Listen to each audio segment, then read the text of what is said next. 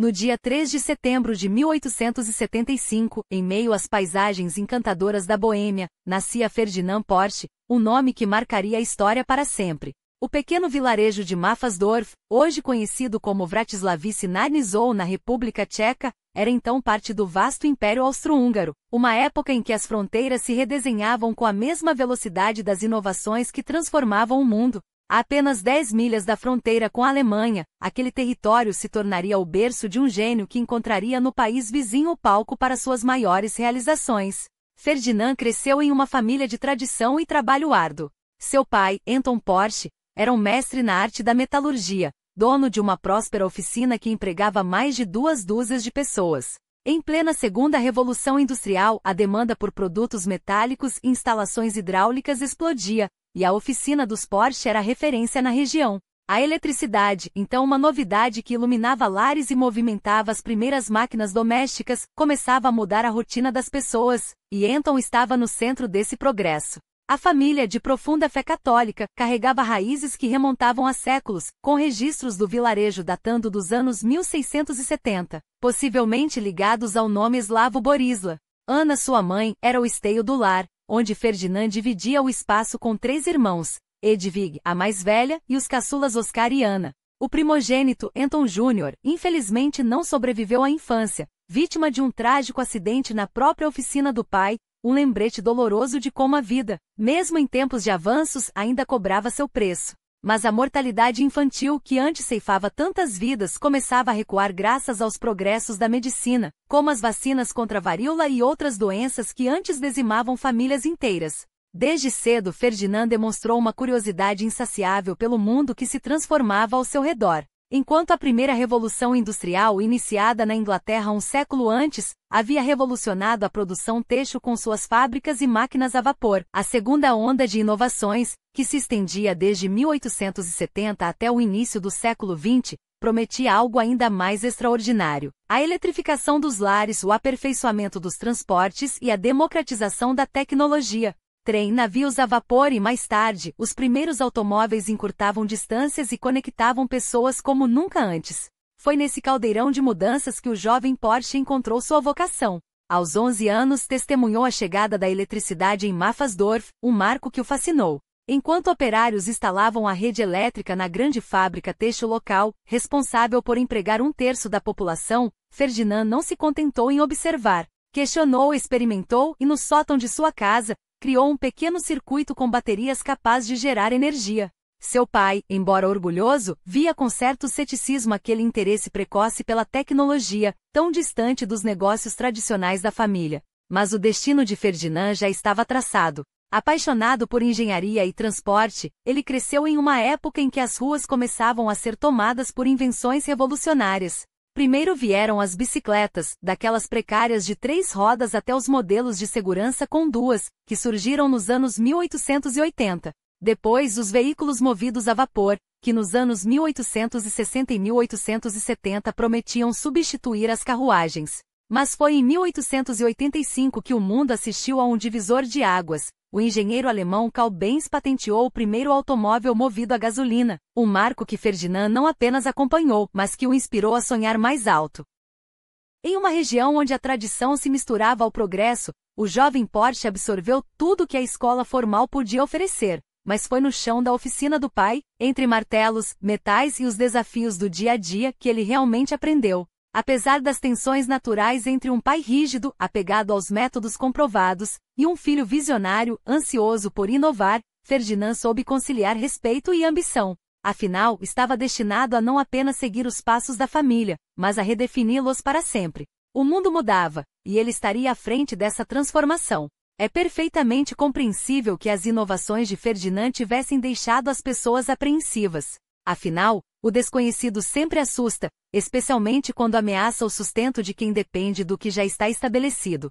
Anton, o pai, não era exceção. O medo de que as novidades do filho pudessem minar o ofício que ele tanto valorizava era uma sombra constante. Mas a história, como sempre, reservava um lugar para os audazes. Enquanto os irmãos Ginsky, donos da fábrica têxtil local, orgulhosamente contavam como o filho deles prosperava nos negócios tradicionais, Ferdinand já traçava um caminho próprio.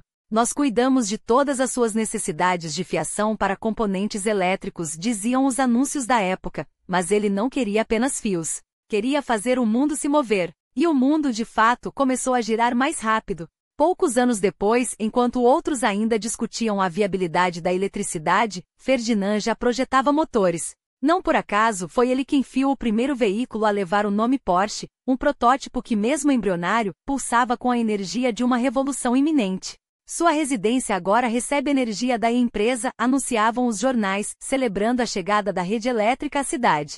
Mas para Ferdinand, a verdadeira magia não estava nos postes, e sim no que aqueles fios poderiam alimentar. Anton, relutante, começou a aceitar que o filho não apenas seguia um novo rumo, mas o pavimentava com suas próprias mãos. Sou funileiro e chapeador, ele se apresentava, com a humildade de quem conhecia o valor do trabalho manual. Mas o tempo pedia mais.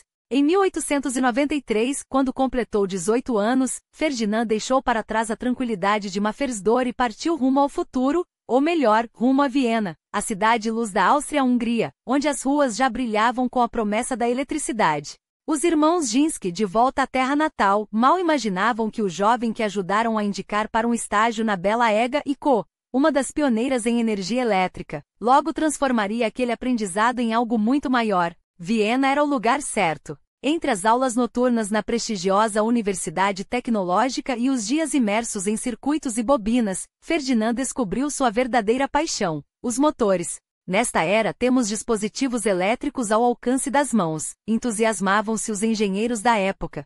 Mas ele queria ir além. Enquanto a EGA se concentrava em redes e instalações, foram os grids, aqueles sistemas que distribuíam energia, que acenderam uma faísca em sua mente. Você tem um dom para motores, não é? Alguém deve ter lhe dito. E ele não apenas concordou como provou. A revolução que hoje celebramos começou ali, nos bastidores da BES, uma empresa que nos anos 1880 já fervilhava com ideias ousadas. A Alemanha era um caldeirão de invenções, e Ferdinand, ávido por conhecimento, absorvia tudo, das aulas noturnas aos experimentos clandestinos. Embora nunca tenha recebido um diploma formal, pobre rapaz, diriam alguns, até 1897 ele já havia construído algo extraordinário, uma roda. Não uma roda qualquer, mas um cubo motorizado, onde o motor se fundia à própria estrutura, como um dinamismo vivo. Incorporamos o motor diretamente à roda. Ele deve ter explicado, enquanto os céticos balançavam a cabeça. Era uma ideia simples, porém genial, e que sem que soubessem mudaria tudo. Em 1898, a empresa que mais tarde se tornaria sinônimo de excelência automobilística, a Porsche, deu seus primeiros passos ao contratar um visionário, Ludwig Lohner, um pioneiro que, como Ferdinand, acreditava no poder da eletricidade. Juntos, eles fariam história. Lohner, com suas conexões e recursos, e Porsche, com sua mente brilhante, formaram uma dupla imbatível. Temos o motor perfeito para você, prometiam os catálogos da época. Mas o que eles criaram foi muito mais que um motor, foi um símbolo de uma era.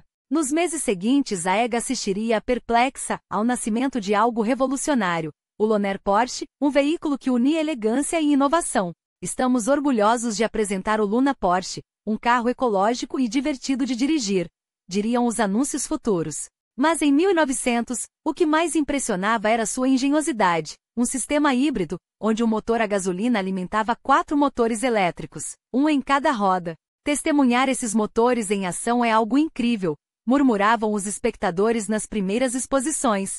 Era o futuro sobre rodas. E que futuro! Enquanto outros ainda apostavam no vapor ou no carvão, Ferdinand já pensava adiante. Os motores a petróleo dominarão as ruas, ele previu, e estava certo. Mas, antes disso, queria provar que sua criação era superior. E que melhor maneira do que nas pistas? Em 1900, o Lohner Porsche Mich não apenas participou de corridas como se destacou nelas, silencioso e veloz, deixando para trás os barulhentos concorrentes. São muito mais rápidos e silenciosos, comentavam os jornalistas.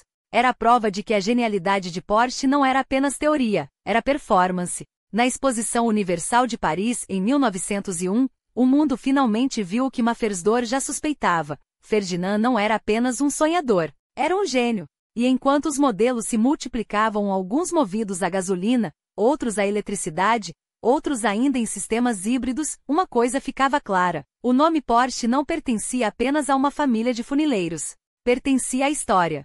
Enquanto o século XX despontava, o mundo assistia a uma revolução sobre rodas, e não era apenas Ferdinand Porsche quem a liderava. Do outro lado do Atlântico, um visionário chamado Henry Ford transformava a indústria com uma ideia tão simples quanto brilhante: a produção em massa. O Ford Model T não era apenas um carro, era um manifesto de democratização.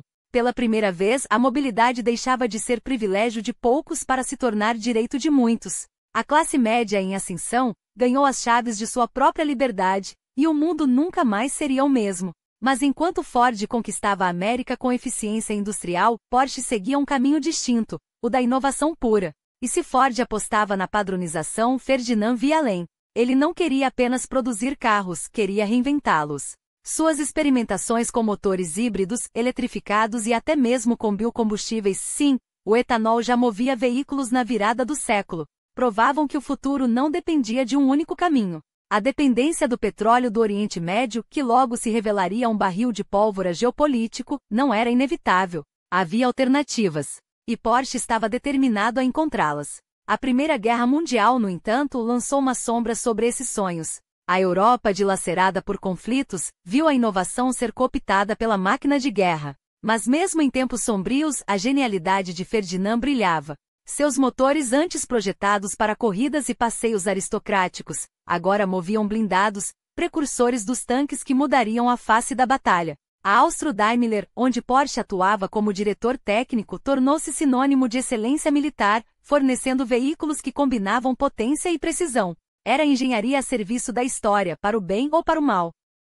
E foi justamente em meio a esse turbilhão que o destino teceu um de seus fios mais intrigantes. Em 1902, durante manobras militares no Império Austro-Húngaro, um jovem arquiduque testou um veículo projetado por Porsche. Franz Ferdinand. Sim, aquele Franz Ferdinand, cujo nome ecoaria tragicamente em Sarajevo, era um entusiasta da tecnologia. E quando subiu a bordo de uma das criações do engenheiro, não viu apenas uma máquina, viu o futuro. Aquele encontro selaria uma parceria que transcendia a mecânica. Porsche não ganharia apenas um cliente ilustre, ganharia um aliado estratégico. A vida pessoal de Ferdinand, porém, também escrevia seus próprios capítulos. Em 1896, em Viena, ele conheceu Aloysia Johanna Kais Luisa, como ficaria conhecida. O romance, longo para os padrões da época, culminou em um casamento em Maffersdor, em 1903, seguido por uma lua de mel tão pouco convencional quanto o próprio casal, uma turnê por Áustria, Itália e França,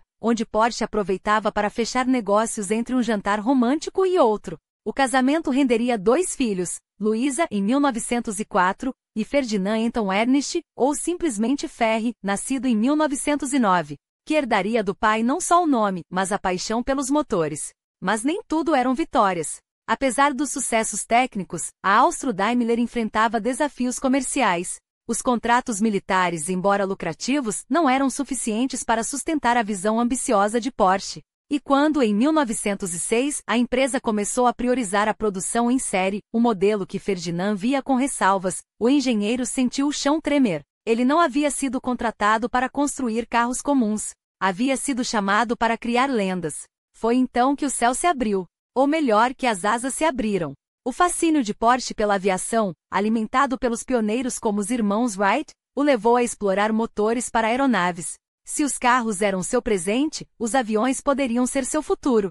E quando a Austro-Daimler lhe deu carta branca para desenvolver um departamento aéreo, Ferdinand viu ali uma chance de voar ainda mais alto literalmente. Enquanto isso, nas pistas, seus designs continuavam a fazer história. Em 1910, o Prinz Heinrich Fahrtuch, uma prova de resistência de 1.200 milhas pela Alemanha, tornou-se o palco perfeito para Porsche demonstrar sua obsessão por detalhes. Cada porca, cada curva aerodinâmica, cada ajuste no motor era calculado para vencer não apenas a competição, mas também o vento, o atrito, o tempo.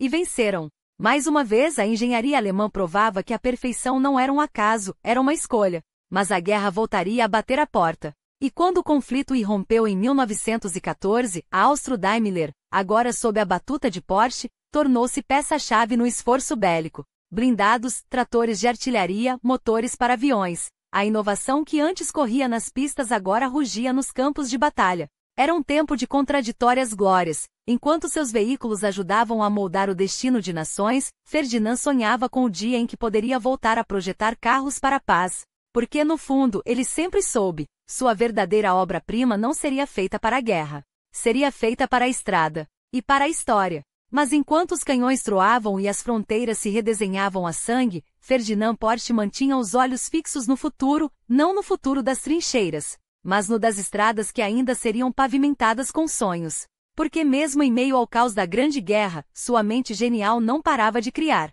E foi assim que nasceu o M17 Golias, um monstro mecânico que desafiava os limites do possível.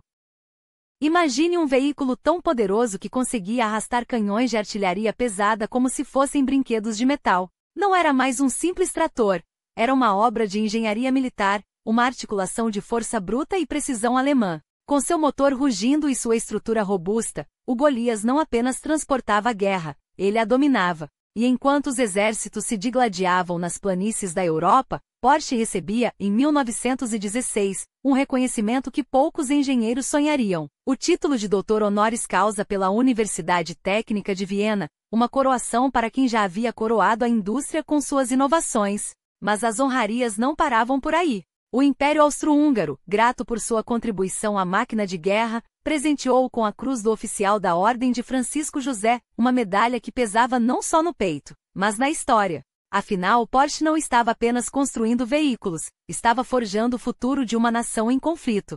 E mesmo quando as batalhas se arrastavam pelos Alpes e pelos Balcãs, sua mente já voava além dos campos minados, antecipando o dia em que a engenharia voltaria a servir à paz. Porém, a guerra tem suas ironias cruéis.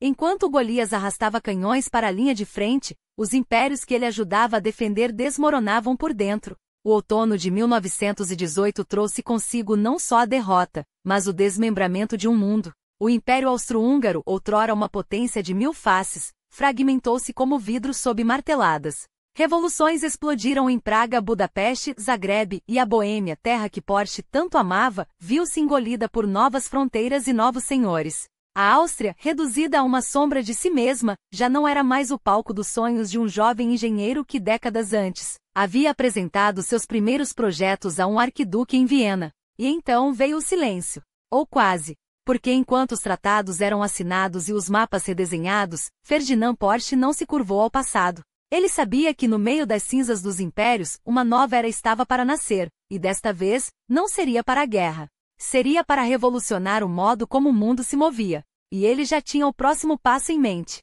O mundo, porém, não esperava por ele. Os ventos da história sopravam contra Ferdinand Porsche em 1919, quando o Império Austro-Húngaro desabou como um castelo de cartas.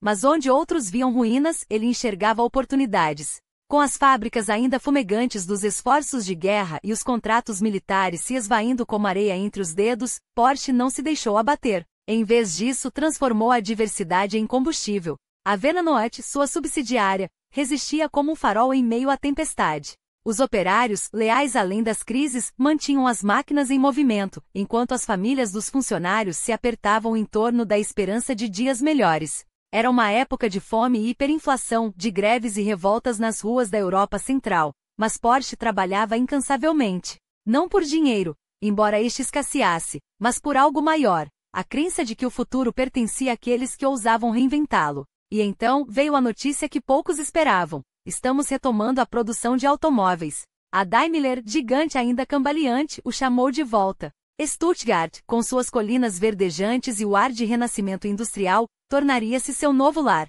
Em 1922, Porsche assumiu as rédeas da fábrica como diretor técnico, com um mandato claro: reviver a engenharia alemã. E ele fez mais do que isso. Sob sua liderança, motores ganharam vida com uma eficiência nunca vista, carros saíram das linhas de montagem com um refinamento que desafiava a crise, e até contratos para submarinos, sim, submarinos, foram executados com a mesma precisão com que ele desenhava um volante. Mas a genialidade, como sempre, vem com um preço. Porsche não era homem de meias palavras. Quando viu desperdício, cortou. Quando detectou mediocridade, exigiu excelência. E quando a burocracia da Daimler-Benz, agora fundida em um gigante engessado, tentou frear suas inovações, ele não se curvou. Isso não é progresso, é inércia, teria dito em uma reunião tensa do conselho. Em novembro de 1928, após anos de batalhas internas, o veredicto caiu: seus serviços não eram mais necessários. Poderia ter sido o fim. Afinal, aos 53 anos, com uma carreira repleta de glórias e demissões, muitos teriam se aposentado para contar histórias à lareira. Mas Ferdinand Porsche não era muitos. Enquanto a Grande Depressão engolia economias e sonhos, enquanto fábricas fechavam e famílias passavam fome, ele fez o que sempre fizera: reinventou-se. De volta à Áustria, onde o ar dos Alpes ainda lhe trazia memórias da juventude, aceitou um desafio aparentemente modesto: projetar um pequeno carro para Steyr-Werk. O Tipo 20 nasceu ali em 1929, com um motor tão avançado que se tornaria a base de algo muito maior. Cada peça, cada curva, cada detalhe era assinado com a obsessão de um homem que sabia que o futuro não pertencia aos gigantes lentos, mas aos ágeis, aos ousados. Mas a crise de 1929 não poupou nem mesmo os visionários. Em 1930, a Steyr também o dispensou. O mercado não está pronto para inovações, disseram-lhe. Porsche ouviu, assentiu e no dia seguinte, abriu seu próprio escritório de engenharia. Sem patrocínios, sem garantias, apenas com uma placa na porta e uma equipe de leais ex-colegas, homens que, como ele, acreditavam que a genialidade não podia ser demitida. Era o começo de tudo. E desta vez não haveria limites. Mas a história não se escreve apenas com engenharia. Enquanto Porsche traçava as linhas do futuro sobre papel vegetal, a Alemanha se debatia em um turbilhão que redefiniria o próprio conceito de nação. Os anos 1930 não foram apenas uma década de crise econômica, foram o prelúdio de uma transformação radical, onde o desespero de um povo se tornou o combustível de uma máquina política implacável. A Grande Depressão havia deixado cicatrizes profundas. Fábricas silenciosas, filas intermináveis por pão, uma moeda que valia menos que o papel em que era impressa. Enquanto outros países cambaleavam, a Alemanha sangrava. As reparações de guerra impostas pelo Tratado de Versalhes eram como um torno aquecido ao rubro, esmagando qualquer esperança de recuperação. E foi nesse caldeirão de frustração que ideologias extremas encontraram terreno fértil. A esquerda sonhava com revoluções, a direita com redenção. Os comunistas prometiam a ditadura do proletariado, os nazistas a ressurreição da grandeza perdida. Porsche não era um homem de política. Era um criador, um visionário que enxergava além das fronteiras do possível. Mas até mesmo os gênios são filhos de seu tempo. Quando Hitler assumiu a chancelaria em 1933, a Alemanha não apenas respirou aliviada. Ela se levantou, sacudindo a poeira da derrota como um gigante adormecido. Em poucos anos, as ruas voltaram a fervilhar, as fábricas a rugir, e o desemprego, que chegará a assombrosos 30%, despencou. O milagre econômico nazista não era mágica, era uma engenharia social tão precisa quanto os projetos de Porsche. Estradas cortavam o país como veias de aço, a indústria bélica reergueu a economia, e uma nova classe média surgiu, ávida por símbolos de prosperidade. E nada simbolizava esse renascimento melhor que um carro. Não um automóvel para elite, mas um Volkswagen, o carro do povo. A ideia era simples na sua audácia: democratizar a mobilidade, colocar a Alemanha sobre 4 rodas. Porsche não apenas abraçou o desafio, ele o redefiniu. Seu projeto não era apenas um veículo, era uma declaração: leve, resistente e acessível. Um carro que qualquer trabalhador alemão pudesse comprar, não com o salário de um mês, mas com um plano de poupança tão engenhoso quanto o próprio design. Por 990 Reichsmarks, o equivalente a cerca de $400 da época, o sonho da liberdade sobre rodas estaria ao alcance de milhões. Hitler viu nele mais que um engenheiro, um aliado. Um homem que, como ele, acreditava que a grandeza da Alemanha não era uma questão de se, mas de quando. Quando se encontraram pela primeira vez em 1926, durante o Grande Prêmio da Alemanha, não foram apenas cumplicidades técnicas que os uniram. Havia algo mais profundo, a convicção de que o futuro pertencia aos ousados. Anos depois, quando Porsche enviou um telegrama de congratulações pela nomeação de Hitler como chanceler, não era apenas cortesia. Era o reconhecimento de que, naquele momento, seus destinos estavam entrelaçados. A Alemanha precisava de símbolos. O regime precisava de vitrines. E Porsche, com seu talento inigualável, estava prestes a entregar ambos. Mas a história, como sempre, guardava suas ironias. O Volkswagen, concebido para ser o carro de todos, só se tornaria realidade depois que a guerra transformasse a Europa em cinzas. As fábricas que deveriam produzir sonhos seriam convertidas para fabricar pesadelos. E o homem que desenhou o futuro sobre papel veria seu legado manchar-se com as sombras de um regime que prometera luz, mas entregou trevas. Por enquanto, porém, havia apenas o brilho do aço, O ronco dos motores e a promessa de que desta vez, nada, nem mesmo a história, poderia frear o que estava por vir. E então, como se o destino quisesse provar que até os sonhos mais puros podem ser distorcidos pelo vento da história, a cidadania de Ferdinand Porsche foi reivindicada pela Alemanha. Não como um reconhecimento de seu gênio, mas como uma exigência de sangue. O homem que desenhava curvas elegantes em papel agora via seu nome inscrito em registros que ditavam quem pertencia ou não à nação. Era 1934, e ser alemão não era mais uma questão de nascimento, mas de lealdade comprovada. Ele, que sempre se orgulhara de suas raízes boêmias, viu-se obrigado a escolher entre o passado e o futuro. E o futuro, naquele momento, vestia uniforme. 3 anos depois, a escolha estava feita. O partido já não era apenas uma sigla nos jornais, mas uma força que moldava destinos. 500 mil de membros oficiais, e outros milhões que silenciosos, sabiam que resistir era o mesmo que assinar sua própria sentença. Porsche, o visionário, tornou-se Porsche, o camarada. Sua adesão à causa não foi um grito de entusiasmo, mas um suspiro de sobrevivência. Afinal, quem ousaria questionar quando o próprio ar que se respirava estava envenenado pela suspeita? Ser alemão naquele tempo era menos sobre orgulho e mais sobre não ser o próximo na lista. E então veio a SS não como uma opção, mas como uma consequência. A asa paramilitar do regime não recrutava e absorvia. E quando o nome de Ferdinand apareceu nos registros, não foi como engenheiro, mas como oficial da SS, um título que pesaria mais que qualquer motor que já projetara. Ele que sonhara com carros para famílias, agora via seu talento ser desviado para algo muito maior e muito mais sombrio. Os campos de concentração ainda eram um segredo a vociferar nos corredores do poder, mas logo se tornariam a marca registrada de uma era. E Porsche? Seu legado, antes sinônimo de inovação, agora carregava o peso de uma pergunta que ninguém ousava fazer em voz alta. Até onde vai a responsabilidade de quem constrói as máquinas de um império? Enquanto isso, nos bastidores da Porsche Quilograma, outra história se desenrolava em silêncio. Anton Pieck, o genro astuto, movia as peças no tabuleiro jurídico com a precisão de um relógio suíço. Adolf Rosenberger, o piloto judeu que ajudara a financiar os primeiros passos da empresa, via as paredes se fecharem ao seu redor. Não com ódio explícito. Oh não, o regime era muito mais refinado que isso. Era com sugestões. Talvez fosse melhor explorar oportunidades. No exterior, diziam, com sorrisos que não chegavam aos olhos. Em 1935, suas ações foram compradas por um valor irrisório. Um acordo amigável chamaram. Rosenberger partiu para a França, depois para os Estados Unidos, levando consigo apenas o que coubesse em uma mala e a certeza de que seu nome seria apagado dos registros da empresa que ajudara a criar. Ferry Porsche, o filho, assistia a tudo com os olhos de quem já pressentia a tempestade. Aos 26 anos, ele deveria estar celebrando o futuro. Em vez disso, aprendia a arte de sobreviver em tempos de lobos. Quando o pai, anos mais tarde, publicaria suas memórias, a versão oficial diria que Rosenberger escolheu sair, que foi uma transição natural. Mas a história, como motor mal ajustado, sempre faz barulho quando se tenta abafá-la.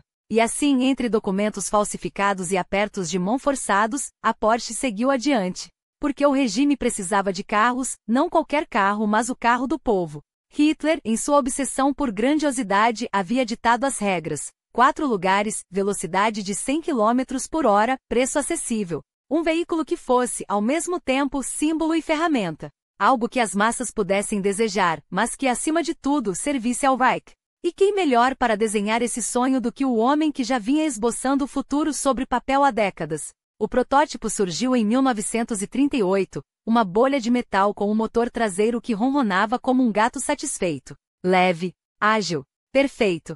O Fusca, ainda sem nome, ainda sem roda. Era a materialização de uma promessa, a democracia sobre 4 rodas. Mas havia um problema. Ou melhor, um processo. A Tatra, empresa tcheca, olhava para aquele design e via algo familiar demais. Demasiado.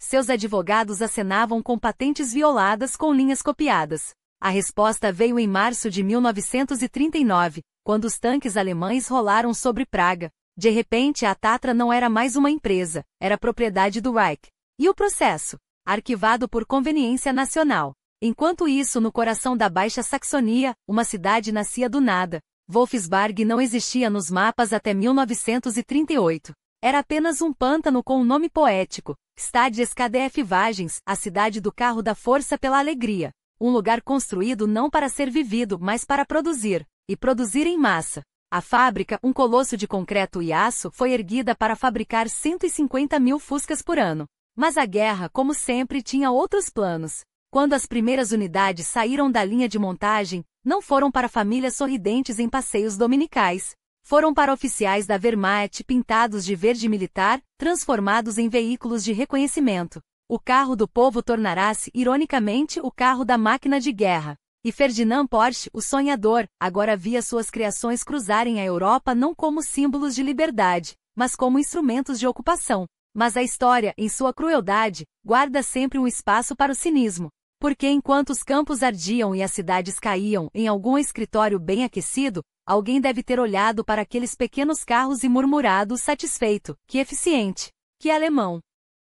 Imagine a cena, maio de 1938. O chão da fábrica ainda cheira a terra revolvida, como se a própria Alemanha estivesse sendo cavada para dar à luz algo monstruoso. E ali no epicentro desse parto mecânico está Ferdinand Porsche, não mais o visionário de outrora, mas o engenheiro-chefe de um sonho distorcido. Ao seu lado, Adolf Hitler, cercado por 2 dezenas de camisas pardas e oficiais da SS, cujos distintivos brilham como cicatrizes em um corpo doente.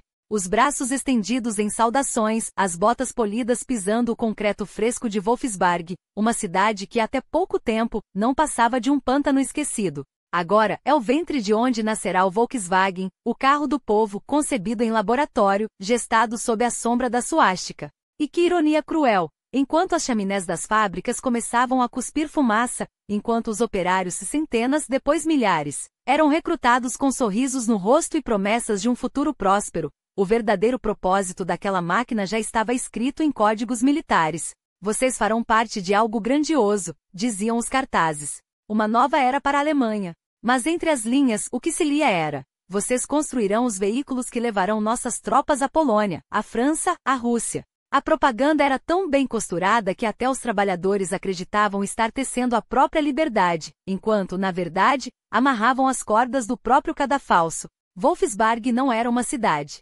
Era um plano. Um tabuleiro onde as peças, os operários, os engenheiros, os sonhos de mobilidade, eram movidas com precisão cirúrgica. Em 1938, ela surgiu do nada, como um cogumelo após a chuva, só que em vez de esporos, brotavam galpões, dormitórios, cantinas. Tudo planejado, tudo controlado.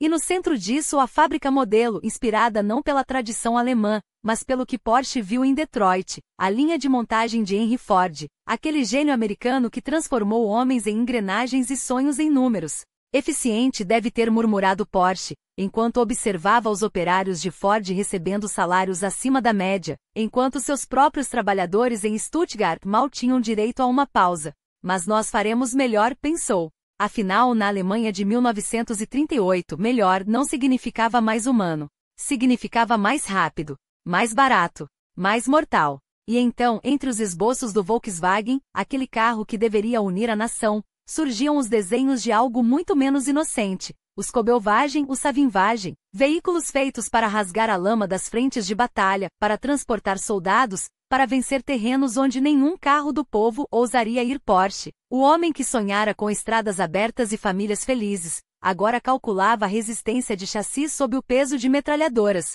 Seu escritório em Stuttgart, outrora um santuário de criatividade, transformará-se em um quartel-general de guerra. Entre maquetes de carros de corrida, aqueles Auto Union prateados que desafiavam os italianos e franceses nas pistas, acumulavam-se plantas de veículos blindados. O Porsche 64, aquele protótipo híbrido entre um carro de rua e uma máquina de competição, era apenas uma distração elegante. O verdadeiro trabalho estava nos projetos que nunca apareciam nas revistas, os que tinham estampado em letras góticas Wehrmacht. E enquanto a Europa se preparava para arder, Porsche, o pragmático, o sobrevivente, continuava a sorrir para as câmeras. Afinal, o que era um engenheiro senão um solucionador de problemas? E o problema da Alemanha naquele momento não era como mover pessoas. Era como conquistar territórios. Então, ele ajustou suas lentes, afiou seus lápis e fez o que sempre soube fazer melhor. Projetou o futuro. Só que dessa vez, o futuro tinha esteiras de tanque e cheirava a pólvora. Mas enquanto os canhões rugiam no leste e as fábricas se transformavam em arsenais, Porsche não estava apenas desenhando máquinas de guerra, ele estava reescrevendo as regras do jogo. Porque um gênio não se contenta em seguir ordens, ele as inventa. E se o Reich queria tanques, ele lhes daria algo que nem mesmo os aliados ousariam sonhar, uma bestialidade mecânica com alma de relógio suíço. O VK45.01P, ou como a história o conheceria melhor, o Tiger P, era a resposta de Porsche à demanda por um tanque pesado. Mas não qualquer tanque. Um monstro de 45 toneladas, blindado como uma fortaleza, capaz de carregar o canhão 8,8 cm KWK-36. A mesma arma que transformava tanques inimigos em sucata com um único disparo. E aqui está o detalhe que só um visionário como ele ousaria: um sistema híbrido gasolina-elétrico. Sim, enquanto o mundo ainda engatinhava com motores a combustão, Porsche já pensava em eletricidade. Os motores a gasolina alimentavam geradores que, por sua vez, moviam motores elétricos nas esteiras. Era complexo, era caro, era brilhante. E como tudo que desafia a norma, foi rejeitado. A burocracia militar preferiu o design mais convencional e menos ambicioso da Inchel. Mas Porsche não era homem de se lamentar. Se o Reich queria tanques, ele lhes daria algo ainda mais aterrorizante. Então nasceu o Elephant, ou Ferdinand, como carinhosamente foi apelidado em homenagem ao próprio criador. Não era um tanque.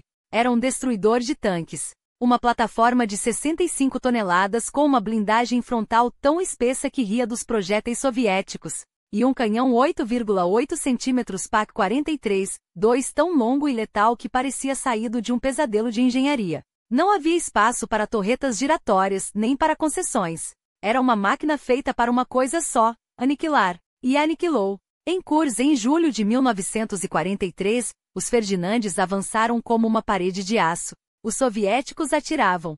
Os projéteis ricocheteavam. E então, um a um, os T-34 eram reduzidos a metal retorcido. Era a vingança da precisão alemã contra a quantidade russa. Mas até mesmo os deuses da guerra têm seus limites. Sem metralhadoras para defesa próxima, os Ferdinandes eram vulneráveis à infantaria. E quando a maré da batalha virou, muitos deles foram abandonados, não por falha mecânica, mas por falta de combustível, de munição, de homens que ainda acreditassem na vitória. Porsche assistiu a tudo isso com a mesma expressão impassível com que encarava suas pranchetas. Porque para ele, a guerra era apenas mais um projeto, um problema a ser resolvido. E enquanto os generais discutiam táticas, ele já estava olhando além, para um mundo onde suas máquinas não precisariam de canhões, mas de estrada aberta. Onde o rugido dos motores não seria abafado pelo troar da artilharia, mas celebrado em autódromos. Onde Porsche não seria sinônimo de destruição, mas de liberdade sobre 4 rodas.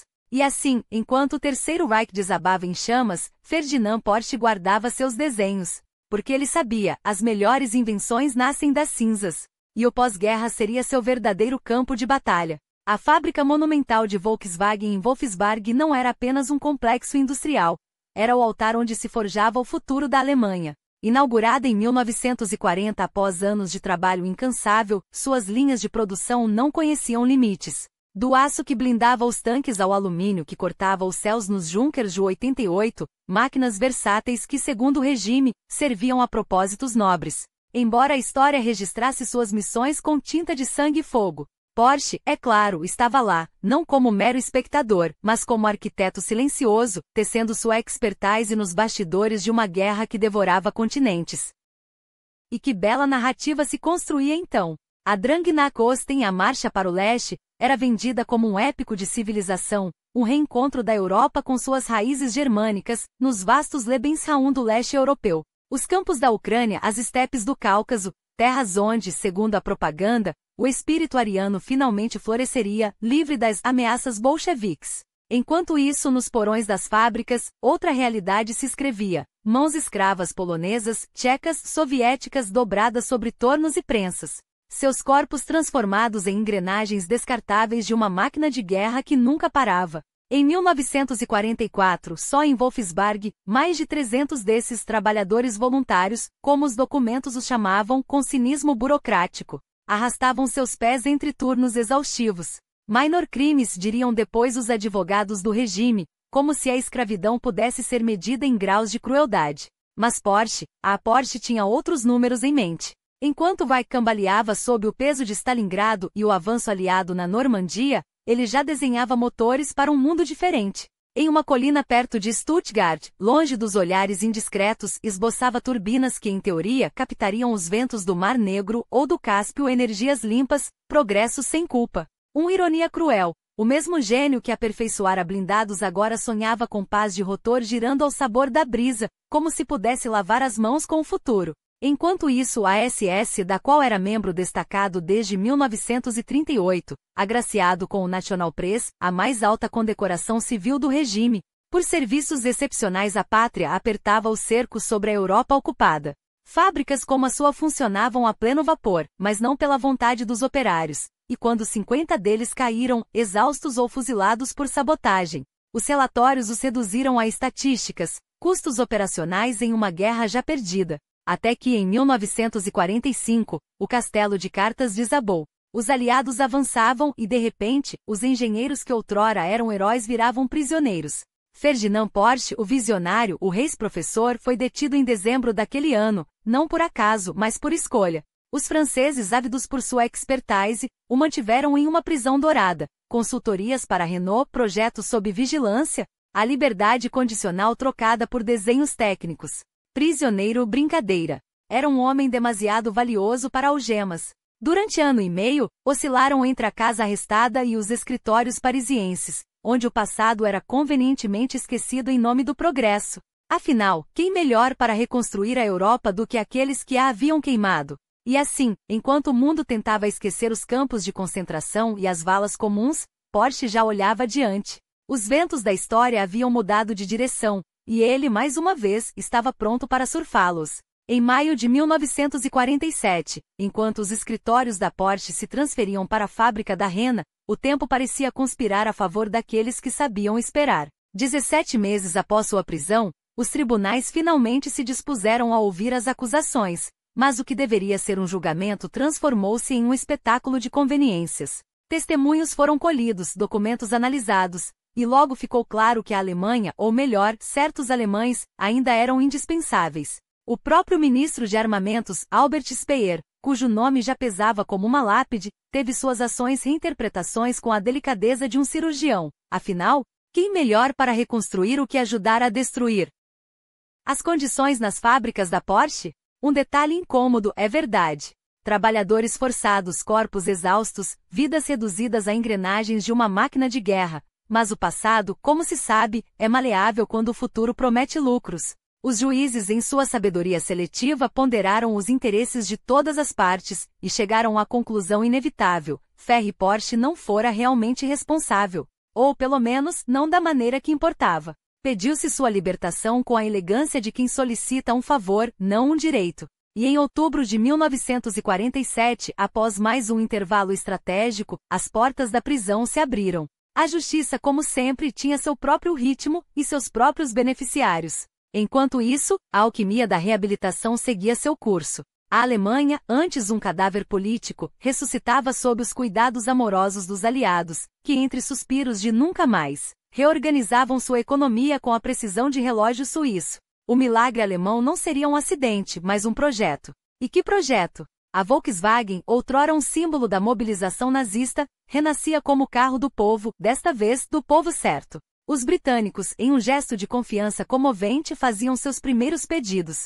Em poucos anos, dezenas de milhares de besouros sairiam das linhas de montagem, provando que até as ideologias mais tóxicas podiam ser recicladas em lucro. E a Auto Union? Ah, essa foi uma história mais amarga. As fábricas no leste, desmontadas pelos soviéticos em 1945, serviram como lembrete de que nem todos os vencedores acreditavam em segundas chances.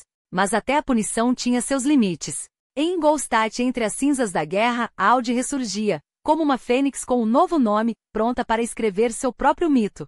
Ferry Porsche, enquanto isso, já traçava o futuro. Herdeiro de um legado manchado, mas também de uma visão inquebrantável, ele retornou a Stuttgart em 1948, onde as cicatrizes da guerra ainda sangravam nas ruas. Mas cicatrizes, como se sabe, são apenas lembretes de que algo sobreviveu. E sobreviver era o que a família Porsche fazia de melhor. Nas oficinas de Gmund, na Áustria, onde a paz era tão frágil quanto o vidro das janelas, Ferry deu forma ao primeiro Porsche 356, um carro que carregava no chassis a assinatura do pai. mas no espírito, a determinação de um homem decidido a provar que o sobrenome ainda valia ouro. Ferdinand, já nos 70 anos, observava de longe, dividindo seu tempo entre consultorias estratégicas. A Renault, por exemplo, soube aproveitar sua expertise e a satisfação de ver o império familiar renascer. Os royalties do besouro, uma ironia deliciosa, enchiam seus cofres enquanto o mundo fingia esquecer como aquela pequena maravilha mecânica havia nascido.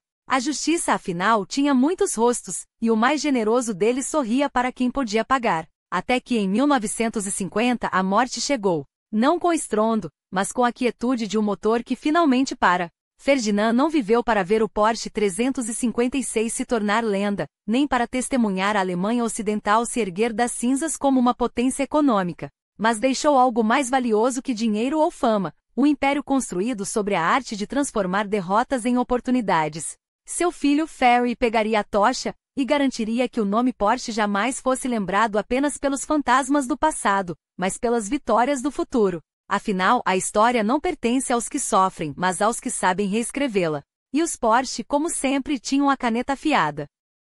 Ferdinand Porsche partiu em 1951, não como um homem derrotado, mas como um arquiteto de sonhos que sobreviveu às tempestades da história.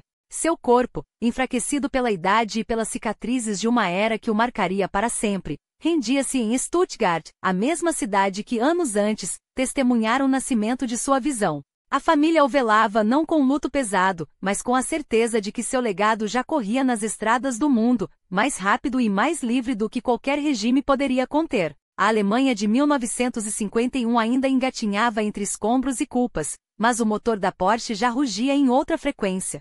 Enquanto uns debatiam o passado, Ferry e sua equipe escreviam o futuro com traços ousados. Em 1952, o Porsche 356 não era apenas um carro, era uma declaração. Leve, ágil, despojado do peso da guerra, ele cruzava fronteiras como um símbolo de que a engenharia alemã poderia, sim, renascer das cinzas.